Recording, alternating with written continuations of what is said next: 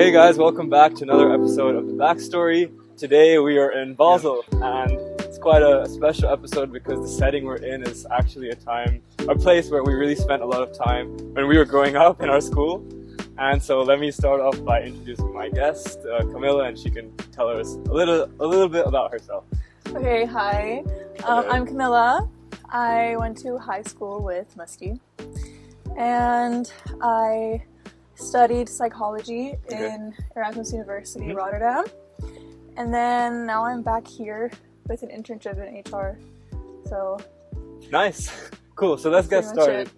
I want to talk to you. The main topic of this podcast, I want to really compare your experience in the Netherlands to mine in the UK in terms of the uni, because I have like a lot of preconceived, notions about the Netherlands. Some good, some like not so good, and I want to see if those are actually true. Yeah. And like just if you have any funny stories or interesting stories from your time at uni, I would want to hear those. So I guess the first question I would ask you is that overall, how would you describe your experience in the Netherlands? Like your 3 years, right? It was 3 years? Mm-hmm. Yeah, so how would you describe your time there?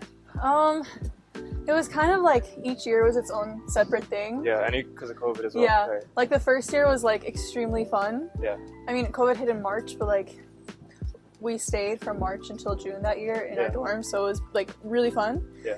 Second year was like COVID tragedy depression year. Yeah. And then... Did you come back here then? For, no. COVID, or you stayed there? Yeah. And then third year was also really fun. Yeah. I would describe it as just kind of like partying, also very stressful. Yeah. But a lot of like new experiences. Just positive. Yeah. So I guess we could start off by me saying that from looking at like stories and everything, for me, Netherlands seems like you guys are always partying. Okay? Are you guys not in the UK? Okay, that's a good point. We can get into that. For me, it seems like you guys never study, but then again, that's probably just what's on like Instagram and stuff. So is that true or not? It's not true. It's not true. Of course okay. not. It's good. It's good. But, so let's start with you telling me how it was to transition from school, which is like where we studied together. We were all at the same school, ISB. And I feel like we were kind of in a bubble our whole time. Like even from the Swiss community, we were kind of isolated throughout. So even though we were like, living in Switzerland for so many years, you were also there you've been here for ages, right? We were never really part of that Swiss community. So leaving a bubble to go to Netherlands or UK and being in like a huge uni, with so many students was tough. So how was it for you at the start to like adjust to that? Yeah, I think I just, like, the way I got through it, I guess, was by making, like, a few friends at the beginning and just sticking to them for the rest of the time. So you found your people then? I found my people pretty much the first week of uni. So, yeah, like, it was quite hard because I really did feel like, I don't know, even just going to school for class, I felt awkward just, like, showing up in the classroom because I felt like I didn't know anyone, and, like, as opposed to high school where everyone's always talking in class and like socializing and like getting together afterwards. In uni, people just go and they go back home. Yeah. So I would like get all like dressed up and ready and I would go, and then I'd like be too like awkward to talk to anyone and just go back and like kind of feel sad. So, but it really helped that I did have those friends that I made at the beginning, because like almost every day I was here with like ending the day with them. Yeah. So I honestly don't know what I would have done without them. Yeah. For real. I mean, that's really good that you found your people. I'd say it's a similar thing for me, but like, how did you find them? Was it just like literally coincidence? Were they all friends, or like how did No, it was like an introduction week social thing. Okay. And we were all in the same group. Yeah. And we just stuck together. Yeah. I remember you went quite early. I don't know if I'm right, but when we all left for uni, you went quite early compared to everyone. Yeah, Dutch uni starts like a month or two before. So, like, was it tough because we had literally a month less to adjust everything, getting everything ready before all of us? How was that? Yeah. And with family, leaving family, right? Yeah. It did definitely feel a bit weird. Because all of my high school friends, almost everyone went to the UK. So... But, like, it was okay. I don't know. Yeah. So you just touched on about how you found your people and that you were lucky to find your people. Yeah. But what would you say would be the other side if you didn't? Like, how are the students distributed at your uni in terms of international, locals? How's that? So the way it is in Holland, and it's not just in my uni, but like kind of everywhere I've heard, is that the international students like stick together, and the Dutch students stick together, and then obviously there's a larger population of Dutch students. So it really is like you have to, like, you're only really allowed to socialize with other international students as an international kid.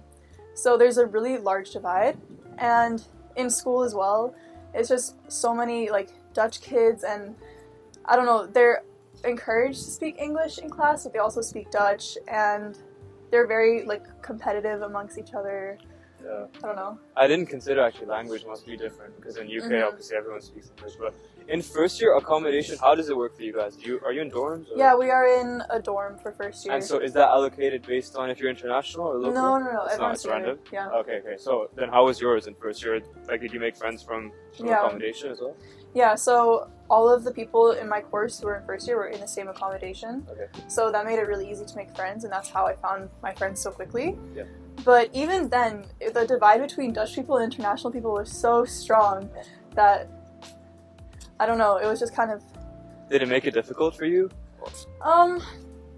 It definitely made it feel like... Because you're Dutch. Stop it, no. Right? I'm half Wait, Dutch. I just realized this during the thing. No. Wait, so you're both in a way. Yeah, that's actually true. I'm half Dutch though, Yeah, so half Dutch. I don't speak Dutch. I don't fit in with the Dutch. Ah, okay. So I'm one of those. I see what you a mean. fake Dutch, Fake which one. actually there are more of, who I actually became really close with. Yeah, so you because you always find people who are like you, that are yeah. like fake Dutchies. Yeah. You know, don't fit in with the Dutch people at all. You don't. Okay. And so you would say it's a very big divide then? Yeah, I would say it's quite strong. And so then over the 3 years, did you have many, like, did you stay with international people then? Yeah. For 3 years? Yeah, pretty much the whole time.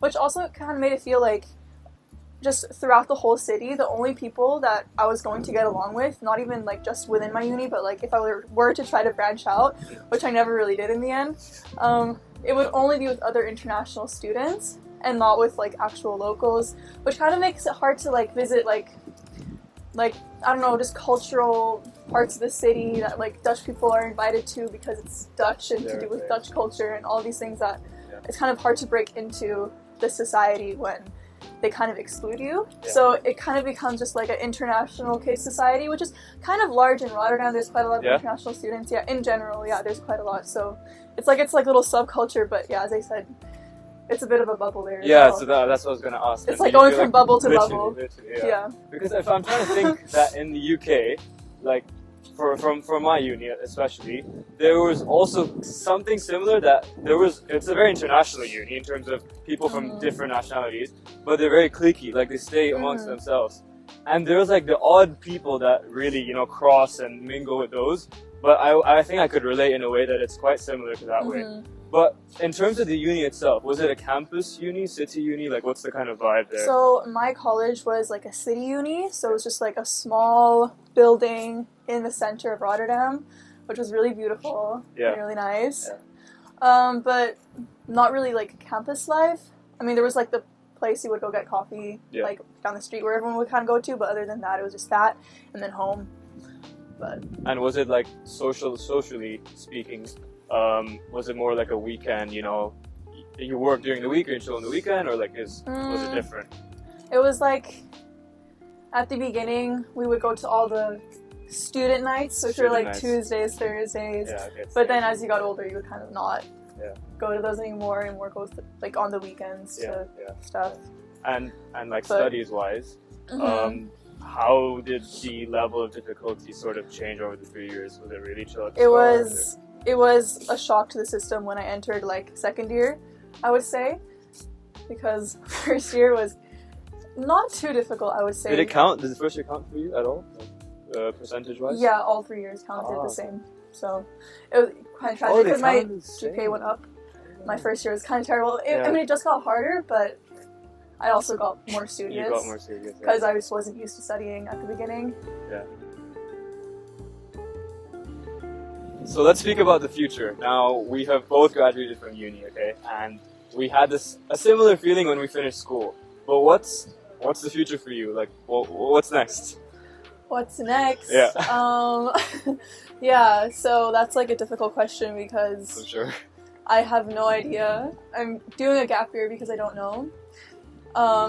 Yeah. Do you intend to do a master's or like? I think I intend to do a master's because I want to specialize in something just to feel like I can narrow my path a bit more, because right now I just feel like everything is really open. Yeah. And yeah, I don't know.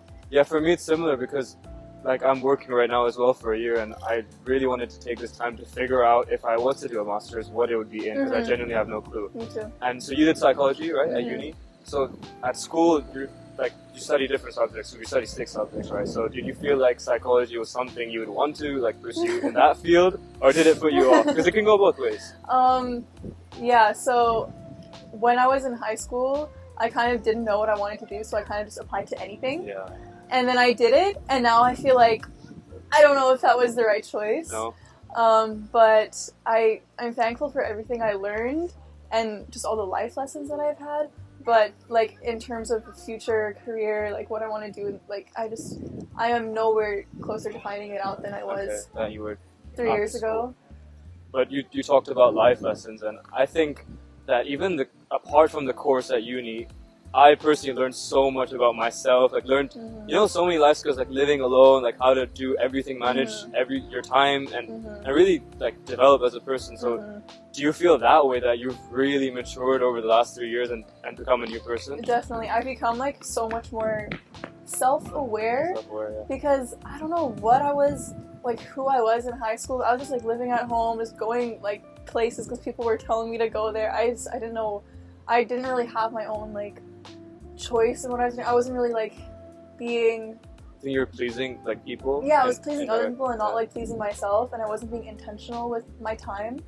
And now I've definitely learned through living alone and having to structure your day. Also, because my uni is so much like self-study, and just like living with other people and having to compromise on just like living situations and like really being like a good person. Just like how to navigate that so much more. But what I haven't learned is what you want. Where do I go from here? Yeah. But I think what older people have given me as advice is then like you'll never really know, and they sort of never knew as well. You kind of just go from one thing to the next, and then you end up in a completely different place. Even at work, so many people had no clue, did gap years, did years where they were traveling, and eventually you do find your place and really where you belong. And I think that sort of puts a bit less pressure. But I guess what we were speaking about earlier off camera is like at school, everyone sort of knew that they were going to uni. Even if it was Netherlands, UK, wherever, they knew that they were at least going somewhere. There were a few people that did gap years, but mostly, we went to uni. Yeah. Now it's like you can do anything. You can do anything. Study, you can work, you can literally never study again if you don't want to. Yeah. So do you feel like it's a different sort of pressure now?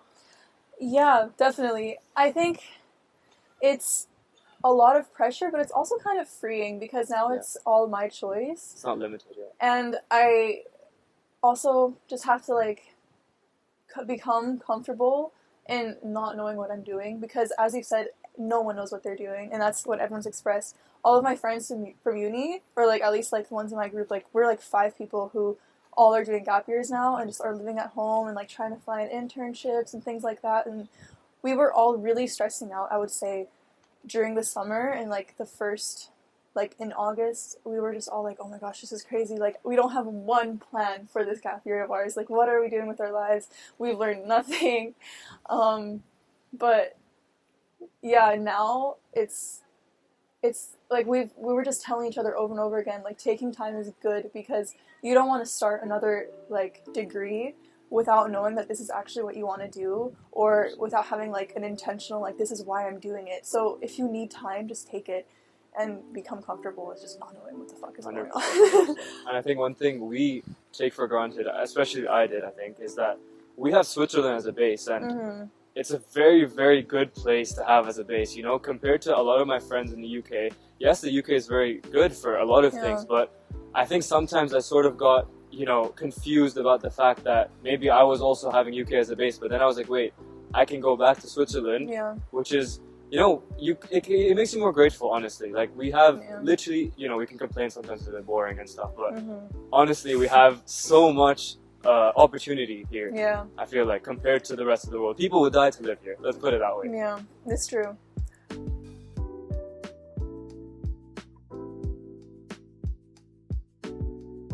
So we just talked about some of the good parts of living in Switzerland, right? But obviously each place has its downsides, and now that we've returned to a place that we used to live, what would you feel, or what would you think are the sort of negatives of being back? Yeah.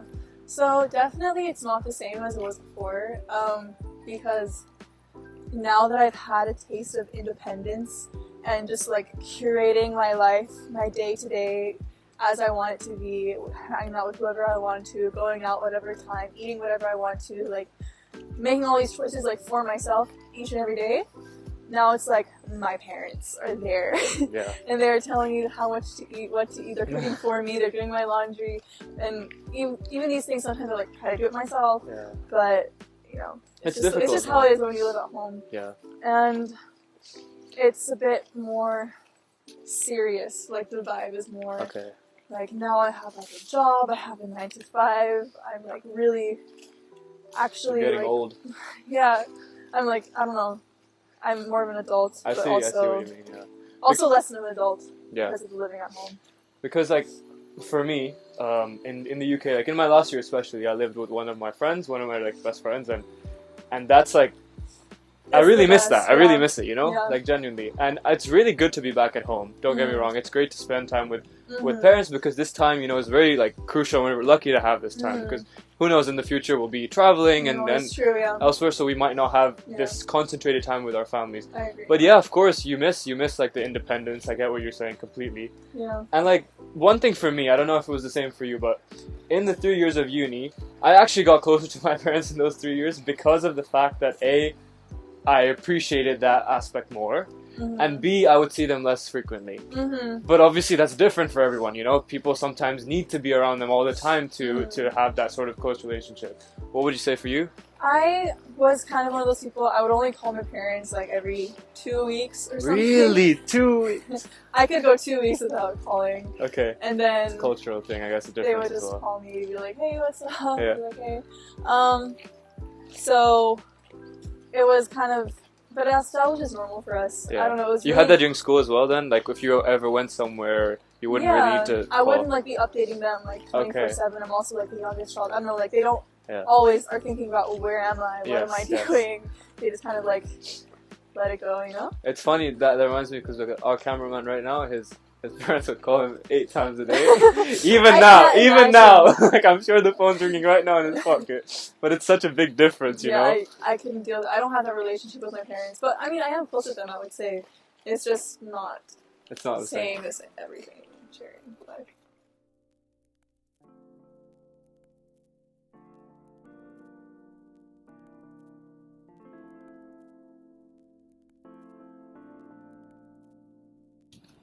Well, thank you very much, Camilla, for joining me on this episode, and wishing you the best of luck in the future. thank you. And hopefully, you know, and on another day, in a few years' time, we'll get you back on the podcast. Of course. Thank See you soon. Bye. Bye.